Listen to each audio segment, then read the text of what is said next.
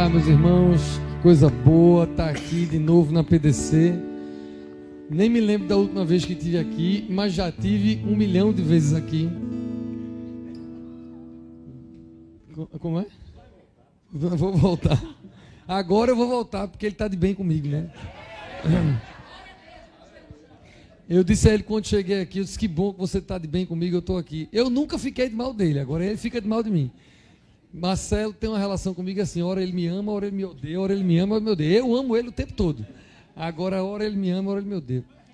A gente se ama. Agora, graças a Deus, que a gente se ama e se gosta. Porque tem hora que tu me ama e não gosta. Mas olha, é uma alegria tão grande estar aqui. Eu quero contar 2 histórias rapidamente antes de entrar na palavra, porque realmente estou muito feliz. A primeira história é uma frase que ele mandou para mim, eu acho que foi ontem ou foi sexta-feira. Ele é uma figura, tão figura, que já faz tempo que a gente marcou essa agenda de eu estar aqui. E aí foi passando os dias. Quando foi ontem, ele mandou uma mensagem para mim e disse, olha, nós vamos de branco, porque é aniversário da igreja, a gente vai estar paramentado de branco. Todo mundo está de verde, a gente está de branco, está certo. Aí ele fez, agora, meu amigo, é 17 anos da paróquia, arruma um sermão novo, prega alguma coisa nova, não venha com um sermão requentado, não, existe isso. Até parece que eu já vim aqui na PDC com um sermão requentado. Isso é a cara dele, né? Agora, outra coisa que eu queria dizer, que eu realmente fiquei impressionado, é o seguinte, até março desse ano, vocês tinham aqui um pastor auxiliar chamado Fred Souto, e Fred é o meu pastor, desde criança, que ele cuida de mim. Ele agora cuida à distância, né? Porque ele está lá em Portugal, mas ele é uma pessoa que eu amo muito. Fred, em março, antes de viajar, ele estava desfazendo das coisas dele, vendendo as coisas dos apartamentos dele, e ele passou uma semana na casa da minha mãe, se arrumando antes de viajar. E a gente ia, teve um dia que eu fui lá, comi pizza com ele, com Carmen, antes de viajar, aquele negócio todo da semana antes de viagem. Fred viajou e não me disse nada. Isso foi março. Abril, maio, junho, julho, agosto, setembro, outubro, fim de outubro é hoje. Eu vou almoçar na casa da minha mãe. Hoje, fui pregar na minha diocese, lá em Piedade, na Paróquia das Missões, pastor Márcio Budu. Preguei lá de manhã, tinha confirmação para fazer, depois de uma manhanita, voltei para almoçar na casa, cansado, porque acordei às 5h30 da manhã para ir para uma manhanita lá em Aldeia, saí de Camaragibe para Piedade, voltei para Casa Forte, cansado, para almoçar na casa de mamãe. Aí eu disse, mamãe, eu vou almoçar, mas eu não vou ficar muito tempo não, que eu quero ver se eu consigo descansar, porque de noite eu vou na PDC. Aí mamãe fez, meu filho, mas não vá agora não, porque eu acho que tem alguma coisa aí para você. Outubro. Aí eu disse, como assim? Eu acho, parece que Fred deixou um negócio para você aqui em março. Veja que o presente demorou alguns meses para chegar. Sendo que Fred nunca me disse que tinha deixado um presente para mim. Nunca. E mamãe também não me deu presente. Hoje, mamãe me deu de presente essas vestes que estão aqui, que foi Fred que me deu. Então, eu estou muito feliz de usar a alva que o meu pastor me deu de presente, está vendo? Nunca usei, ela é até meio diferente e complicada, mas eu sabia que o lugar de vir usar era aqui, porque Marcelo é quem entende, né? Então, eu já cheguei dizendo, só você pode me vestir. Aí ele me vestiu. Tentamos, eu sozinho, não deu certo. Tentei ajuda aqui do meu amigo, não teve jeito, mas Marcelo me vestiu. Mas olha que é uma alegria, uma honra usar a roupa do meu pastor, então estou muito feliz. Eu vou mandar esse link de YouTube para ele ver. Ele sabe que eu estou morrendo de saudade dele. Qualquer dia desse, quando ele menos esperar, eu pego um voo, chego lá no Porto para estar com ele, graças a Deus. Irmãos, o texto de hoje é um texto que me anima muito a pregar para vocês. Jesus, ele era uma pessoa que falava na linguagem para todo mundo entender. Quando ele falava com crianças, ele usava uma linguagem para crianças. Quando ele falava com agricultores, ele falava da agricultura, da vinha, da vide. Quando ele falava com gente que cuidava de boi, ele falava então de jugo de boi e de coisas do pastoreio. E quando ele falava com pescadores, ele falava nessa linguagem que pescadores poderiam entender. E essa parte do texto, que a gente leu Marcos, mas está nos evangelhos todos, é uma parte muito bonita, porque João conta no evangelho de João que os discípulos de João Batista, André era um deles, irmão de Pedro, João apontou para Jesus, diz, eis o Cordeiro de Deus que tira o pecado do mundo, e esses seguidores de João passam a ser seguidores de Jesus. Mas a gente sabe pelo evangelho que os discípulos, Pedro, que era irmão de André, por exemplo, e outros discípulos, estavam também pescando, e não pegaram nada a noite toda, e Jesus se revela para eles, manda jogar a rede em outro lugar, vocês conhecem a história, e vem uma rede cheia de peixes, Jesus se revela para aqueles discípulos, e ali tem pelo menos 3 encontros, 3 convites que Jesus faz aos discípulos. E a minha tese, eu já vou antecipar o fim da mensagem para você no spoiler, a minha tese é de que esses 3 convites que Deus fez àqueles discípulos, Ele faz a cada um de nós, cristãos que estamos aqui hoje. Todos nós recebemos 3 convites. Talvez você não tenha prestado atenção nisso, eu quero lhe explicar. Qual foi o primeiro convite que Jesus fez aos discípulos e faz a nós? É o convite para conhecê-lo. João Batista apresentou a alguns, olha, aquele é o Cordeiro, meu primo, é o Cordeiro de Deus que tira o pecado do mundo, e Jesus se dá a conhecer a eles quando diz, vá, jogue a rede lá e faz um milagre. Então Jesus se revela como um Deus poderoso para os discípulos, e nós recebemos esse convite para conhecê-lo também como um Deus poderoso. Então talvez, se você está aqui na igreja, porque algum dia, não sei se na escola, não sei se num cursilho, não sei se visitando a igreja, de alguma maneira você recebeu um convite para conhecer Jesus, e você aqui está conhecendo Jesus. Se você está aqui e não conhece Jesus, você vai conhecer hoje. Mas normalmente eu estou crendo que você está aqui e conhece Jesus de alguma maneira, porque todos nós somos chamados a conhecê-lo. Agora, quando nós conhecemos Jesus, não significa dizer que a gente é discípulo, não significa dizer que a gente é outra coisa, a gente às vezes só conhece. Por exemplo, lembre bem aquele milagre conhecido da multiplicação dos pães e dos peixes. A Bíblia diz que naquela primeira multiplicação dos pães, tinham pelo menos 5.000 homens, é assim? A gente acha que tinha mais do que isso, no sentido de mulheres e crianças, mas pelo menos 5.000 pessoas estavam lá na primeira multiplicação de pães, e eu acredito que aqueles 5.000 estavam ali, ouvindo os sermões de Jesus. Jesus quis alimentar a multidão, só tinha 5 pães e 2 peixes, ele multiplica, 5.000 pessoas conheciam Jesus. Agora, não significa dizer que essas 5.000 eram seguidoras de Jesus, discípulas de Jesus. Talvez fossem, mas talvez não. Talvez ali só conheceram Jesus de longe. Alguém ouviu falar que ele era um milagreiro, alguém ouviu falar que ele estava ensinando e falava com autoridade, e aí estava ali longe de Jesus. É a chamada multidão. Então, esse convite todos nós temos, e você pode estar aqui e fazer parte dessa multidão, e eu quero dizer que quem conhece a Jesus e quem é parte da multidão é muito abençoado, porque se beneficia dos milagres. A multidão vê e come do pão multiplicado. Então é uma bênção conhecer Jesus, é uma bênção fazer parte da multidão que conhece Jesus. Amém? Amém. Mas tem um segundo convite que é feito para todos nós, na minha opinião, que é o convite para sermos seguidores de Jesus, para sermos discípulos de Jesus, para sermos aprendizes de Jesus. E aí já não é ser multidão, porque esses 5.000 não eram discípulos, eram multidão. Alguns deles, nós temos os 3 mais chegados, tinha o mais chegado de todos, que era João, João era o melhor paroquiano, era isso mesmo? Não sei, talvez fosse, né? De João, e além de João tinha Pedro, Tiago e João, que estavam com Jesus em todos os lugares, mas além disso tinha os 12, além dos 12 tinha os 70, além dos 70 tinha os 120, muitas pessoas, tinham mulheres que seguiam Jesus de perto e sustentavam o ministério de Jesus. Esses eram aprendizes, esses eram seguidores, esses não ficavam só se beneficiando dos milagres, mas eles andavam de perto e queriam conhecer Jesus não só como Salvador ou como milagreiro, mas esses são aqueles que chamam Jesus de Senhor, ou seja, aqueles que querem aprender de Jesus e, portanto, querem se transformar. Esses é que fazem perguntas. À multidão, Jesus pregava a parábola, como a parábola do semeador, mas a Bíblia diz que quando a multidão se dispersava, Jesus explicava essa parábola para os discípulos, aqueles que estavam mais perto, aqueles que queriam aprender e que depois seguiriam para outras coisas.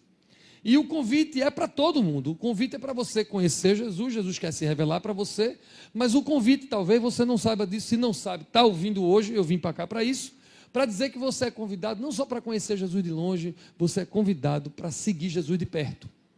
Você é convidado para ser discípulo de Jesus. E o discípulo de Jesus não só se beneficia do milagre, mas o discípulo de Jesus vê o milagre. Isso é um negócio bom. Porque aqueles discípulos viram o pão ser multiplicado. Aqueles discípulos viram Jesus andando sobre as águas. Já imaginou que maravilha? Você vê de perto o que a multidão não via. Mas os discípulos viam, Pedro, Tiago e João, viram coisas ainda mais extraordinárias, como a transfiguração, viram Jesus ressuscitando uma menina dentro de uma casa que já estava morta. Então, quando a gente é discípulo, a gente se beneficia do milagre e a gente vê Jesus fazendo um milagre. E isso eu acho extraordinário. Glória a Deus por isso.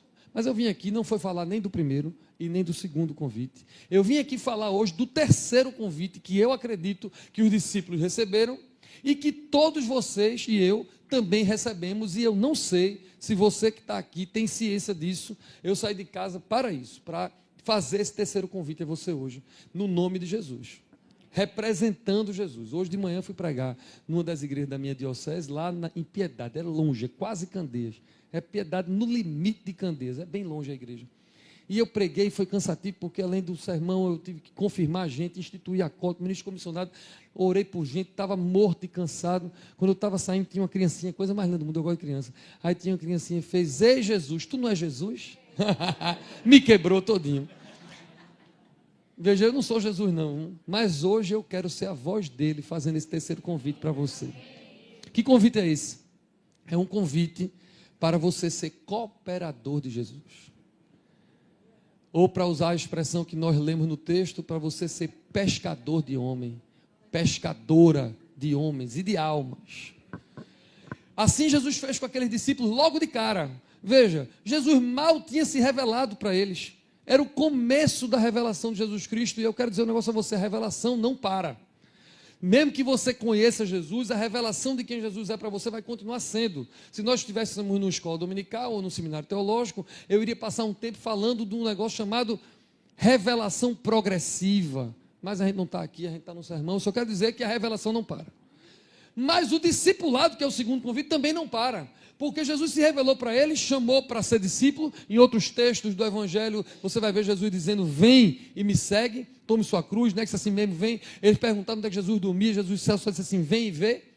Então esse chamado também não para, porque o discipulado de Pedro, Tiago e João, no barquinho, fora do barquinho, qualquer hora, não ia parar naquele dia. Ia ter 3 anos de discipulado enquanto Jesus estava vivo. Então, o seu convite para conhecer Jesus é uma revelação que vai até o fim. E o seu convite para ser discípulo de Jesus, também o discipulado não vai parar agora. É até o fim, até você morrer ou Jesus voltar. E o terceiro convite é para que você seja um pescador, uma pescadora. E isso foi tudo automático. E imediatamente Jesus já estava chamando eles já eram pescadores de homens. Jesus já mandou eles saírem de 2 em 2 pregando por aí. E não foi só os discípulos. Todos vocês conhecem aquela história de João 4, a mulher do poço. Aquela mulher, Jesus tinha acabado de se revelar para ela como Messias, era uma mulher pecadora. Jesus se revela para ela e ela imediatamente sai para a vila para pregoar que tinha conhecido o Messias. Ou seja, ela não só naquele dia foi chamada e Jesus se revelou para ela ser uma seguidora, como ela já virou uma cooperadora imediatamente, ela já virou uma pescadora de almas, porque ela vai para a sua vila e começa a pregar Jesus. E aí talvez você que está aqui conheça Jesus. Talvez você que está aqui conheça Jesus e é um discípulo de Jesus. Eu não sei se você ainda é. Deus queira que você seja. Se não for, eu estou lhe convidando para ser. Em nome de Jesus. É Ele que está lhe convidando para ser. Mas eu quero ir além e eu quero que você seja um conhecedor de Jesus, um discípulo de Jesus e saia daqui ouvindo a voz de Deus que está lhe dizendo: eu estou lhe chamando agora para você ser um pescador, uma pescadora de homens e de almas. Amém? E aí tem um negócio espetacular. Que é o seguinte: o cara que estava nos 5.000 da multidão, ele se beneficiou do milagre. Ele comeu o pão que Jesus multiplicou. O discípulo que estava perto foi um negócio mais espetacular ainda, que viu o pão multiplicado. Eu tenho muita curiosidade para saber que pão era esse. Agora, aquele que é pescador de homens, aquele que é cooperador, ele, mais do que ver o milagre, ele é instrumento para fazer milagre. Quando eu fui chamado para ser um pescador de homens e de almas, ainda criança, eu não só comecei a me beneficiar dos milagres e ver o que Jesus estava fazendo de perto, como a chave da minha vida mudou, porque Deus começou a fazer milagres através de mim. E deixa eu dizer um negócio a você: isso muda a vida da pessoa. Quando você começa a ser um cooperador de Jesus, a sua mão não ser só a sua mão mais, ser a mão de Jesus na sua mão, mãos que abençoam e não que amaldiçoam. Quando a sua boca não é mais só a sua boca, é a boca de Jesus, bocas que bendizem e que não maldizem. Você muda a chave da sua vida. Eu quero até acreditar, dizer que quando vira a chave, você vira um cooperador de Jesus, você vira um melhor discípulo. Quando você sabe que você é, além de discípulo, um cooperador, um representante de Jesus. E você está sendo chamado para ser um cooperador de Jesus também. Amém? A teologia do Novo Testamento vai nos ensinar que nós somos todos membros do corpo. Amém? Amém mesmo? Amém. O que é que significa isso? Que Cristo é o cabeça. E nós vamos dizer na Eucaristia hoje ainda, nós, embora muitos, e se você é parte do corpo, você é um membro, não é assim? Você é membro do corpo. Membro tem função. Eu vim dizer que se você ouvir o chamado de Deus para ser um cooperador, significa dizer que obrigatoriamente você tem uma função. Eu não devia nem fazer isso, porque faz muito tempo que eu não venho aqui, eu não posso ficar bravo na igreja, né? Eu não posso ficar bravo, não. Eu tenho que ficar hoje sorrindo. Eu estou todo preparado na calma e na alegria, para não ficar bravo. As outras vezes que eu vinha muito aqui, eu tinha muita segurança do amor de Marcelo, aí eu às vezes ficava meio bravo, né? Às vezes eu dava uns esporros, mas hoje eu não posso não, hoje eu vou ficar... Mas com toda a calma e não brabeza do mundo, eu quero dizer a você que Deus não chama ninguém para ficar sentado no banco da cadeira. Não. Olha, não tem perigo de ser verdade, de Deus lhe chamar para você ficar sentado na cadeira do culto. Isso não é coerente com o Novo Testamento. Tem uma expressão, vocês vão me perdoar, porque eu sei que vocês usam, os pastores usam, e não tem problema, não está errado, não é pecado, é eu que sou chato. Vocês acham que Marcelo é chato? Eu sou 2 vezes mais. Sobretudo com coisas semânticas, eu gosto de trabalhar com palavras. Tem nada que me irrita mais do que a expressão assistir culto. Você vai assistir culto na PDC hoje, eu digo, meu amigo, você não assiste culto. Por mais que tenha na internet passando, por mais que o louvor seja bom, por mais que a pregação exista, você não vem assistir culto, isso não existe em canto nenhum do mundo. Você vem prestar culto. Você vem dar culto a Deus, você vem adorar a Deus, ouvir a pregação da palavra, se alimentar no corpo e no sangue de Cristo, é o que você vem fazer. Você vem fazer tudo menos assistir, porque quem assiste não é membro, quem assiste é passivo, quem assiste está literalmente vendo alguém fazer alguma coisa. Mas se você é membro, é corpo de Cristo, e eu creio que você seja, você tem que ter ação, você tem que ser ativo. Então, não digo, tem 2 coisas que eu não gosto. Eu vou logo dizer aqui que eu estou começando a ficar à vontade de novo, tá vendo? Eu sou muito espaçoso, eu sou facinho. Então, eu já estou ficando animado de novo aqui. Olha, tem 2 coisas que me irritam. Uma é assistir culto. Nunca diga isso junto de mim. E a outra coisa que você não pode dizer junto de mim de jeito nenhum é dizer assim, você aceitou Jesus quando? Então, você vai pregar para alguém aceitar Jesus. Olha, aceitar Jesus é algo que eu não admito. Porque meu pai... tinha um negócio, eu não sei o que é isso que eu não peguei. Talvez o bispo Sérgio aqui e Marcelo saibam, pela idade, sabe? Mas papai, eu não sei se vocês lembram, papai disse que na época que ele era jovem, tinha um remédio, Silvio Lai pode saber disso também. Tá vendo que eu estou ficando saidinho aqui? Que era um negócio chamado emulsão de Scott. Quem já ouviu falar disso? Olha, o povo se acusando, olha o povo se acusando a idade aí.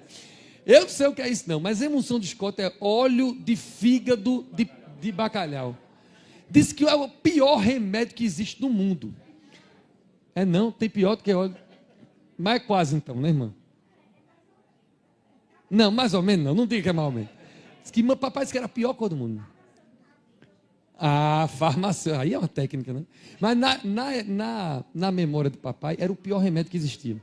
E papai dizia assim, que o meu avô chegava para ele e dizia, filho, isso aqui é ruim. É ruim, mas você tem que aceitar. Porque vai fazer bem para você. Tem gente que evangeliza dizendo assim, aceite Jesus. Aí eu fico pensando numa emoção de Scott. O cara tem que aceitar, é bom para você, vá. Como se fosse um negócio ruim. E eu não consigo entender isso, porque eu não quero aceitar Jesus, eu preciso de Jesus. Se não for Jesus, eu estou perdido, eu sou muito pecador. Muita gente aqui não me conhece, porque faz tempo que eu não venho aqui. Aí você fica, como é? Não, mas peraí, velho. Eu quero dizer o seguinte, que vocês estão me vendo com essa roupa de Dom Fred, não, do pastor Fred, do meu pastor aqui, vocês ficam achando que eu estou bonitinho de alva branca, mas eu sou um bandido, eu sou um pecador, então eu preciso não é que eu queira aceitar Jesus, eu preciso de Jesus, sem Jesus eu estou perdido, eu não consigo me salvar, Então, olha, esse negócio de aceitar Jesus, esse negócio de assistir culto não vai. Eu quero que você seja um membro ativo da igreja.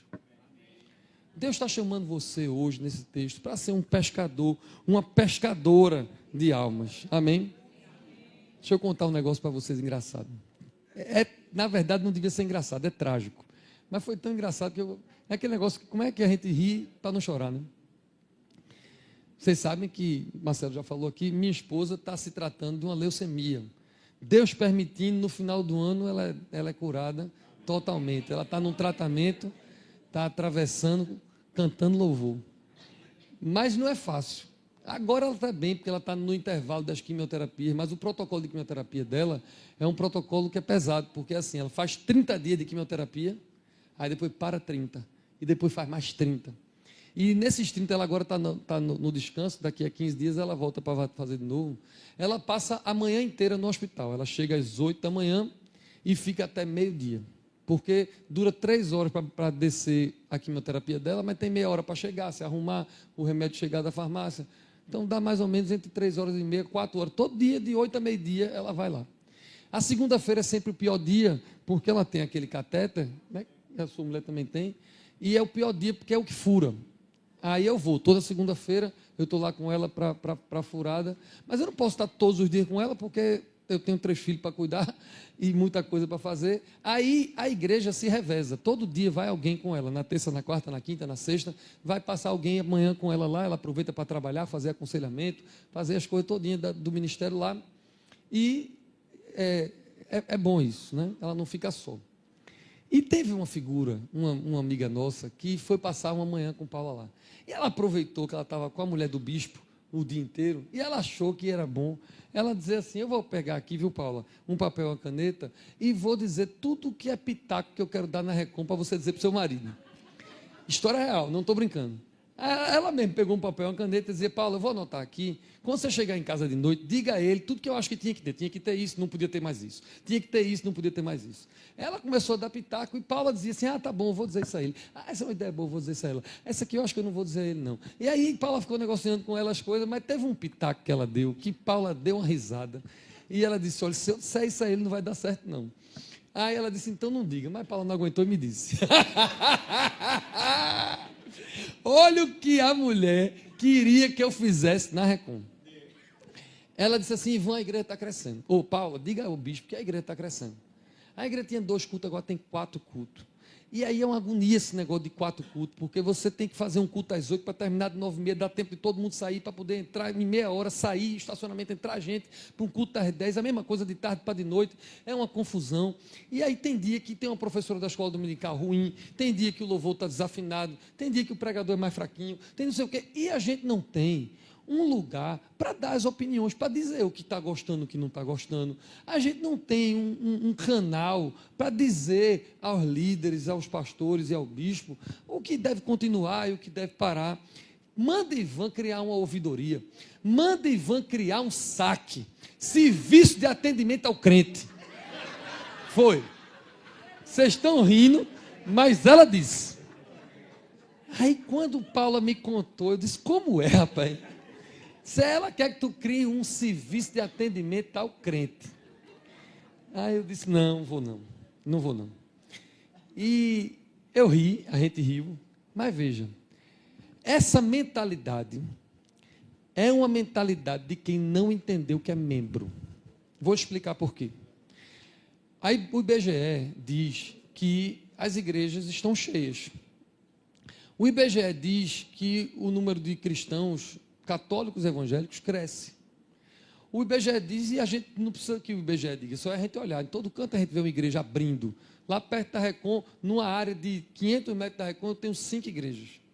Eu tenho a Ponte, que eu prego lá domingo que vem, que é aniversário da Ponte domingo, tem a Igreja do Amor, que é bem pertinho da gente, tem uma outra igreja batista ali bem pertinho da gente, tudo em menos de 500 metros. Eu vou a pé para essas igrejas todas, e todas estão cheias. O povo chega para mim e diz assim: mas é uma bênção, essa igreja está cheia aqui hoje. O povo chega assim: mas Ivan, sua igreja está crescendo. Eu disse: não, meu amigo, isso é um fenômeno sociológico, todas as igrejas estão crescendo. Deus tem abençoado e o povo está se convertendo, está tudo certo. Sendo que, como tem muitas igrejas e as igrejas estão crescendo, o povo está começando a ter uma mentalidade meio mercadológica. Então os pastores agora estão inclusive competindo entre si. E o povo vem para cá, veja que beleza. Honestamente, fale a verdade. Essa cadeira daqui é confortável. Esse ar-condicionado está bom. Tem gente morrendo de frio, foram buscar um casaco ali. Tem uma irmã que está morrendo de frio aqui, que eu sei. Eu que estou com essa roupa do pastor Fred, não estou com frio, mas se não fosse esse ar-condicionado funcionando, estaria morrendo de calor. O louvor é uma bênção. A gente tem luzes, a gente tem equipamento. Se abrir uma igreja daqui a 300 metros, que tem o mesmo ar-condicionado, a mesma cadeira, o mesmo louvor, a mesma pregação, mas tiver um departamento infantil um pouco melhor, pode ser que tenha gente que saia daqui e vá para lá. Por quê? Marcelo está dizendo que manda fechar. Eu não duvido, não. Mas por que o cara sai daqui e vai para uma igreja porque tem uma prestação de serviço melhor? Porque ele não é membro da igreja, não. Ele é consumidor. As nossas igrejas estão cheias de consumidores. A minha igreja está cheia de consumidor. Eu consumo música cristã, eu consumo pregação, eu consumo sacramento, eu consumo departamento infantil, evento de juventude, eu consumo a prestação de serviço que a igreja traz. E isso é um grande problema. Porque as pessoas não entenderam que são pedras vivas, não entenderam que são a igreja, não entenderam que são membros, não entenderam que são chamadas para conhecer Jesus, serem discípulas de Jesus e serem cooperadoras de Jesus, porque se fossem cooperadoras, seriam parte da igreja, não sairiam para qualquer coisa, porque aqui tem função.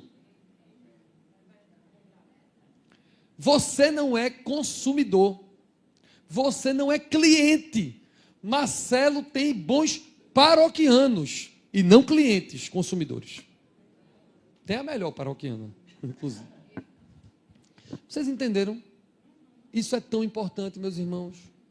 Quando a gente entende isso, a nossa vida muda completamente. Muda a chave. Você passa a ser um membro ativo. Você vai atrás da sua função. Dom Paulo gosta de dizer, a gente ouviu isso a vida inteira. Lá na Trindade, ele batia assim, dizia, aqui não tem desemprego.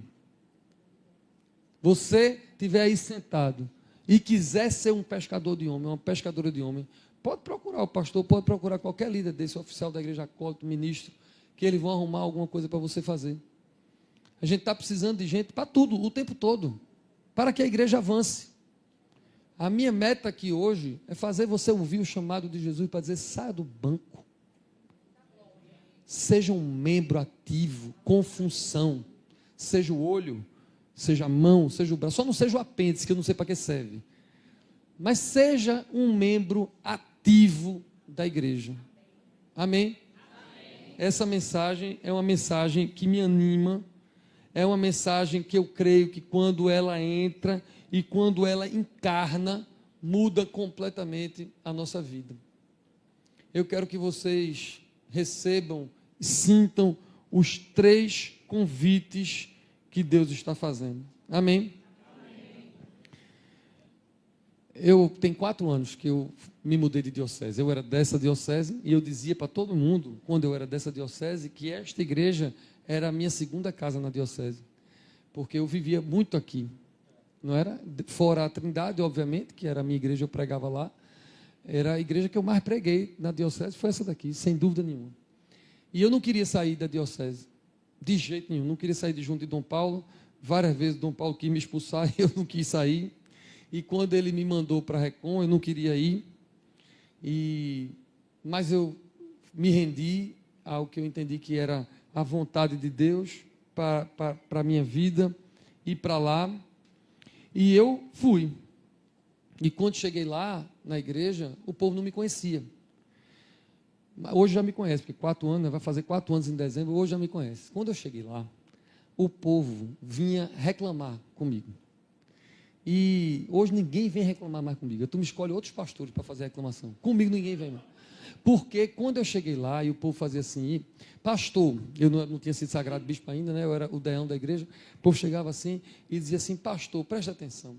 Aquilo no departamento infantil tem que mudar. Aí eu dizia, você vai fazer? Aí ela fazia, vou não, então não reclama.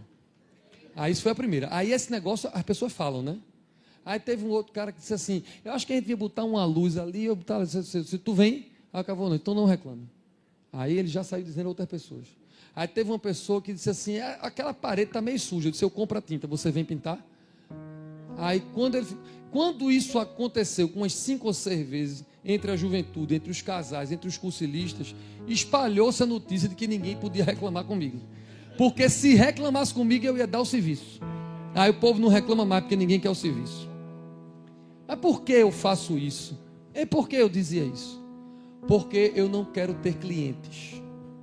Eu quero ter membros ativos, pescadores de homens e de almas. Meu papel como pastor é dar os meios. Eu arrumo a tinta, eu arrumo gente para lhe ajudar, eu venho para cá, fico tirando foto, botando na mídia, faço qualquer negócio. Mas a responsabilidade da PDC ter outros 17 anos e eu estar aqui vivo celebrando os 34 é de vocês, não é de Marcelo só não. A responsabilidade é de homens e mulheres que vão dizer assim: eu sou um pescador e uma pescadora de homens e de almas. Eu não sou para ficar assistindo o culto, nem presencial, nem online. Eu sou um membro que tem função. Eu quero agir nesse mundo. Eu quero fazer avançar a igreja. A gente cantou aqui agora de manhã. A igreja avança. Mas a igreja avança não é o CNPJ, não é a PDC, não é Marcelo. Vocês são a igreja. Nós somos a igreja. Nós avançamos. Se vocês no front não andarem, quem está na retaguarda não anda. Marcelo só pode andar na velocidade do idoso e do gado. Porque se ele correr e você não for atrás, não funciona. Você tem que avançar como igreja. Está na hora de você conhecer os seus dons espirituais, conhecer as capacitações do Espírito, saber em que área você pode, talvez o departamento infantil esteja precisando, talvez os introdutores, eu não sei porque faz tempo que eu não estou aqui, não sei se é a mídia, não sei se é o louvor, se é a liderança da juventude, eu não sei, mas eu sei que alguma coisa tem para você fazer, e digo mais, tem coisa que não está sendo feita por falta do seu sim. Mas quando você ouvir esse chamado para ser um pescador e uma pescadora, vai ter coisa que vai começar a existir aqui. Porque você disse sim. Eu vou terminar a minha mensagem dizendo que eu tive uma manhã gloriosa. E o bispo Sérgio estava comigo nessa manhã gloriosa. Hoje nós estamos agora, enquanto a gente está aqui conversando, o pastor Pablo, que é o capelão do Ministério Cursilista da minha diocese, está agora, nesse momento, encerrando o nosso cursilho masculino. O último cursilho masculino desse ano. E eu estive lá de manhã, naquele momento especial, que eu não posso dizer, porque pode ser que não tem gente aqui, mas quem é cursilista sabe do que eu estou falando. Eu estive lá de manhã com o bispo Sérgio, e é um cursilho grande, um cursilho com 209 cursilistas, meu amigo. E nós tivemos 1.090 pessoas naquele momento, lá de manhã. 1.090. Não cabia mais, a gente tinha que ficar, a gente ficou apertado ali, eu e Sérgio. Gente que não acabava mais, cantando uma música. Vocês sabem que música? Quem é cursilista sabe. E eu ali orando e cantando, e veja, eu faço isso 10 vezes por ano. São 10 cursilhos na minha, aliás, 12 cursilhos na minha diocese. Que tem os da Recon, tem os diocesanos, ainda tem os de Márcio Budu. E eu sempre me emociono naquele momento. E hoje me emocionei de novo, quando a gente estava cantando aquela canção, mas ao mesmo tempo que eu estava emocionado, eu estava me lembrando que eu ia pregar isso aqui. E eu estava dizendo, imagina se 1.090 pessoas, fora os cursilistas, estão dizendo, eis-me aqui, dissessem isso de verdade. Eu quero que você diga isso de verdade hoje. Eu quero que você diga, eis-me aqui, eu livre estou ao teu dispor, sem ser só uma música de Asaf. É de Asaf, não é? Eu quero que você diga, eis-me aqui, e põe a mão no arado. A próxima vez que eu voltar aqui, ele já disse que eu vou voltar. Glória a Jesus. Que agora a gente está se amando. Eu quero ouvir testemunhos de pessoas que disseram, eu ouvi a voz de Jesus me chamando para ser um pescador de homens, uma pescadora de homens. E eu comecei algo que não existe ainda. Eu comecei a ajudar algo que já existia, mas estava precisando de ajuda. E essa igreja vai avançar. E a gente vai estar aqui no 18º, no 19º, no 20º ano, avançando. Dessa igreja, meus irmãos, eu perdi a conta de quantas igrejas já nasceram. Mas eu sei que a Dínamos, eu sei que a Sião, eu sei que a Getsemas, a Emaús, são igrejas que eu vou pregar sempre, nessas igrejas todas. E são filhas dessa igreja aqui. De gente que disse, eis-me aqui, aqui. Gente que disse, eis-me aqui, e que foi servir mesmo. Quem sabe daqui não vai aparecer mais missões. Outras paróquias. Diga, eis-me aqui de verdade. Feche seu olho, curve sua cabeça.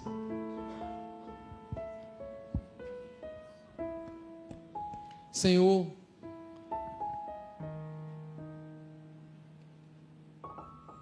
que a tua voz seja ouvida essa noite, nos convidando para te conhecer. Que a tua voz seja ouvida aqui essa noite, nos convidando para te seguir. E que a tua voz seja ouvida aqui essa noite, nos convidando para cooperar contigo. Faz, Espírito Santo, aquilo que homem nenhum pode fazer. O convite é teu. Aquece os corações,